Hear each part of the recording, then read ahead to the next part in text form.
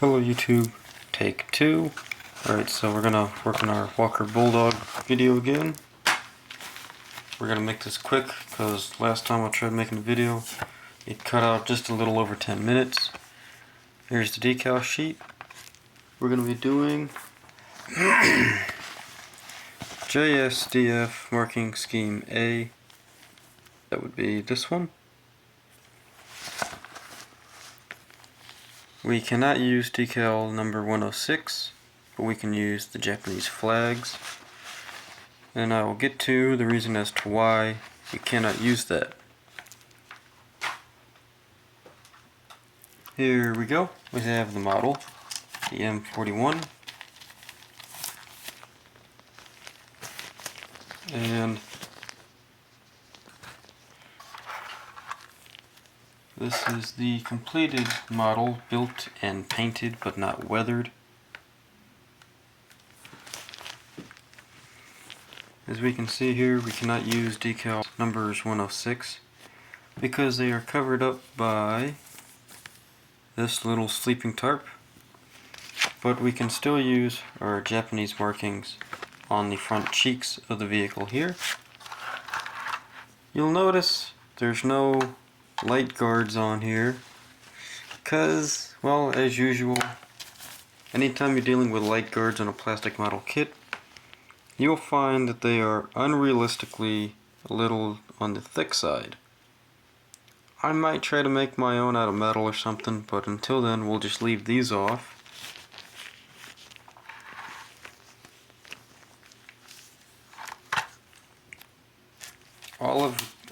Tester is olive green.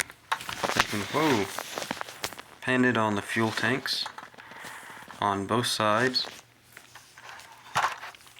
I've noticed you've got to be very delicate with this kit when it comes to handling. The 50 cal here can be something easily damaged. Of course, it must be noted this is an Academy gun, and we'll notice the charging handle is gone because, well, you know, wasn't safe with it and broke it. And the antennas here, this one I believe it is, or no, it's the front one. Whichever one it is has been glued on here like 3 times now. Very delicate. You gotta make sure you know exactly where you're grabbing. I think it's best to grab right at the hull. Don't ever, and when you're grabbing it, you gotta put your hand all the way up and around to make sure you even clear the 50. Okay, that was a hazy shot, but anyway, we're gonna keep going. M-41 Walker Bulldog, handle with care. Got it. Ready? Break. Okay, so the exhausts are painted, but not weathered. If you take a look at the box art, you will notice they are rusted out pretty bad. And I don't want to weather it like that.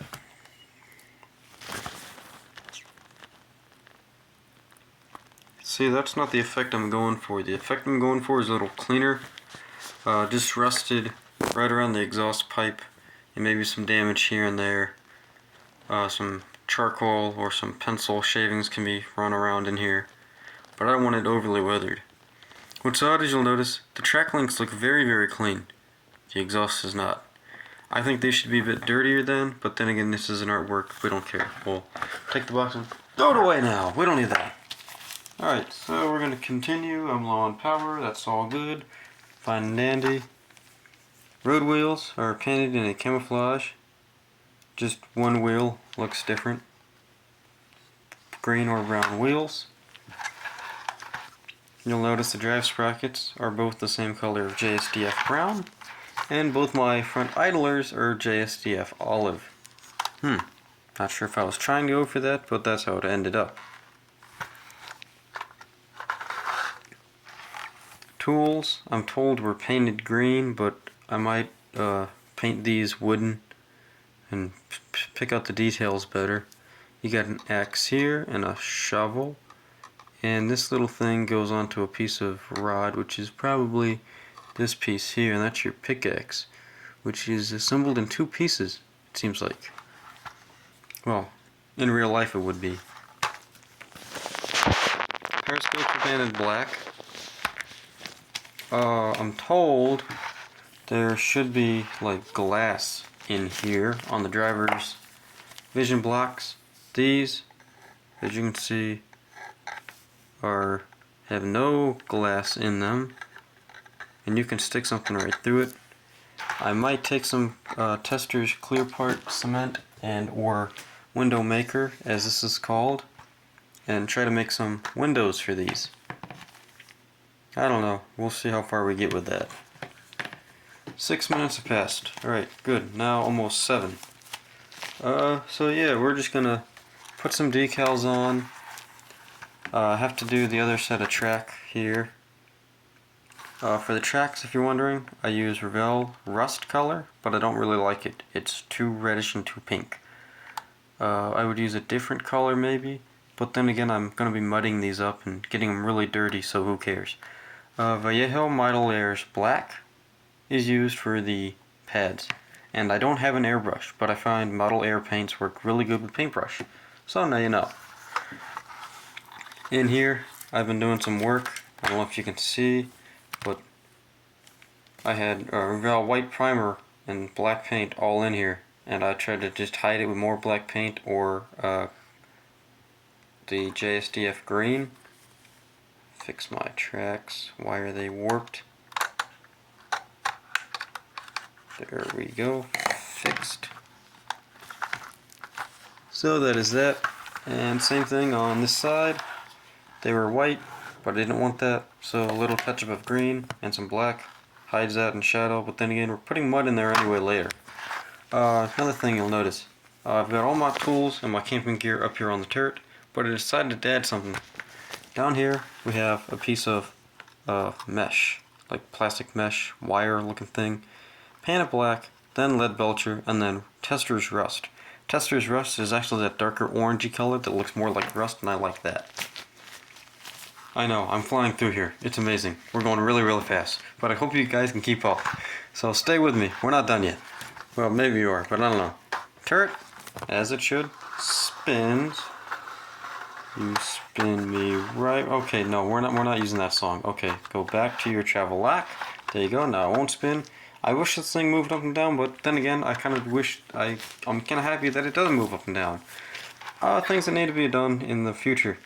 Fix this. This jerry can needs to be more olive. You can still see too much primer in there, and I don't like that. It's 9:08. You know, in the minutes, what do we have time for? Figures, I guess. Yes, we can do some figures real quick. Put this down. Worked on some figures. First figure we're going to take a look at is, where is he? Here he is, Tank Commander. I may or may not use him in the final kit, but here he is. I took some NATO brown and some tan, mixed together, make a skin tone. Add a little more tan, give you some highlights. He's got black eyes. I don't like that. I'm going to fix his eyes. His uniform is all black. I'm going to put some white paint on there, and I'm going to put some green on top of that, and we're going to do like a fade. What you call it? The wash. The filter. Yes, we're going to filter him. We're going to do black, then white on top of the black, and then we're going to green filter. Maybe dark green. I don't know. Here's this guy. This guy we painted, again, NATO brown tan. He's a little darker in tone. REF Dark Green 2 is what we use for the full uniform, and then sand for his all yellow backpack, his belt, his tools, everything. And he's got this sort of World War II, Korean War camo, but I don't like it, and I might have to make an adjustment on that. He's firing an M1 Garand. Cool. Great. I think that's the end of this video. You're noticing he has no hands, but that's okay. See this? Right here? No paint. Here? No paint. Because when we go ahead and attach his hand, we're going to have no paint here and here, and make the gluing process from his arms to his body way more cleaner and way faster. Alright, that's it. 10:30. I think we're done. I don't know if this video is going to run out now, so I'm going to run it out myself. Alright, that was fast. Well, that's an update on the M41 Walker Bulldog. I hope you all enjoyed this video, and I'll see you all in the next video. Bye.